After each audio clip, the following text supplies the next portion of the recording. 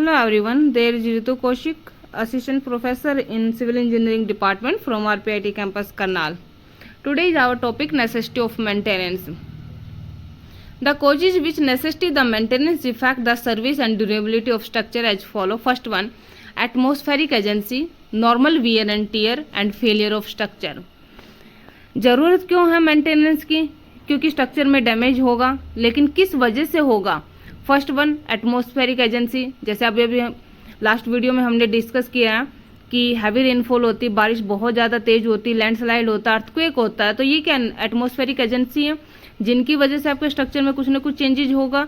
तो इन सब को रिमूव करने के लिए यानी प्रिवेंट करने के लिए आपको मेंटेनेंस की ज़रूरत है।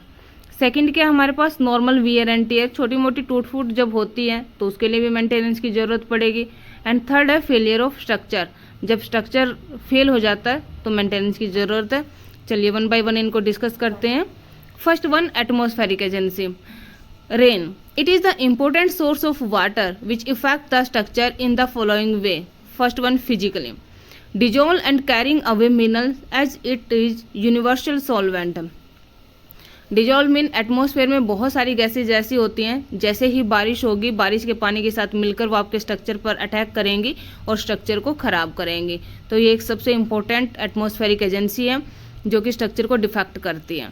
सेकेंड है हमारे पास एक्सपेंशन एंड कॉन्ट्रैक्शन, ये टेम्परेचर से रिलेटेड है। The material is subjected to repetitive expansion and contraction while they become wet and dry and develop the stresses. इसमें हम रोड का एग्जाम्पल लेके चलते हैं कि जब भी हमारे रोड पर जैसे ही टेम्परेचर इंक्रीज होता है तो जो स्लैब होते हैं, जो रिजिड पेवमेंट होती है, तो उसमें एक्सपेंशन होना स्टार्ट हो जाता है। या फिर अगर कंक्रीट वाली पेवमेंट होती है तो उसमें क्या होता है, कॉन्ट्रैक्शन हो जाता है, तो जिसकी वजह से क्रैक्स आने स्टार्ट हो जाती हैं। नेक्स्ट है हमारे पास expansion of water. The variation of temperature cause the expansion and contraction absorb water and effect the microstructure of material. Erosion, transportation, attrition and abrasion of material is quite evident effect of water. Erosion एक सबसे important agent है, या तो water से होगा या फिर wind से होगा। विंड जब हैवी वेलोसिटी के साथ ब्लो करती है तो बहुत सारी चीज़ों को अपने साथ इरोज कर लेती है।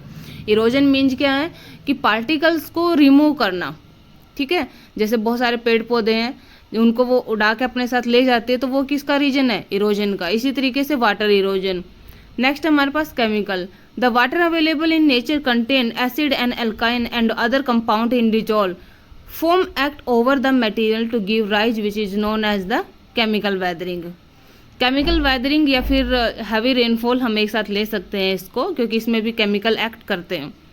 फिर हमारे पास wind, it is the agent which transport the abrasive material and assist the physical weathering. Its action is aggravated during rain and when it is moving with high speed. It may contain acidic gases like CO2 foam which may act over the material and penetrate